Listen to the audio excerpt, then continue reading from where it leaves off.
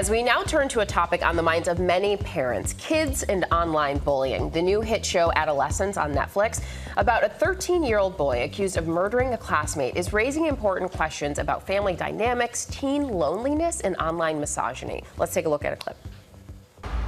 You're not getting it. What am I not getting? Dad, you're not reading what they're doing. It's a call to action by the manosphere.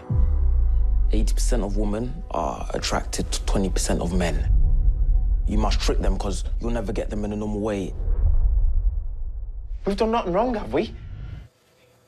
So we are joined now. That was a heavy scene just to see that. We're joined now by parenting expert Ericka Souter. Ericka, we love when you're here with us.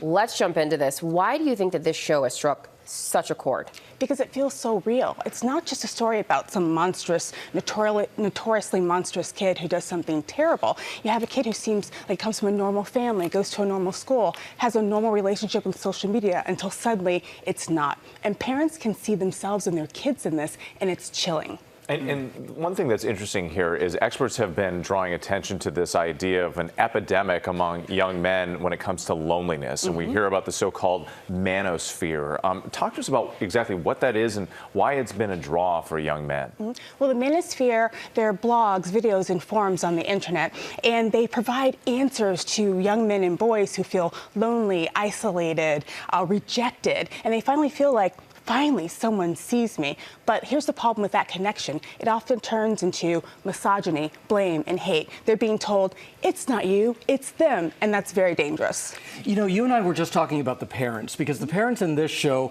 everything appears normal. They don't really see this coming, and they're struggling so much in trying to understand this. So what should parents be looking at when they're looking at their teens right now at home?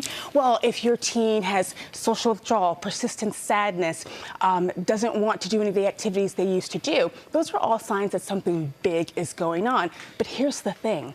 You know, the show showed us that it's not always so obvious, right? So you have to look at the emotional undercurrent. If you're a parent and you feel like something's off, something probably is. Don't ignore that instinct. So that gets to a whole other thing when you're talking about the emotional undercurrent and really connecting with kids who may not have the words or the ways to express what they're feeling.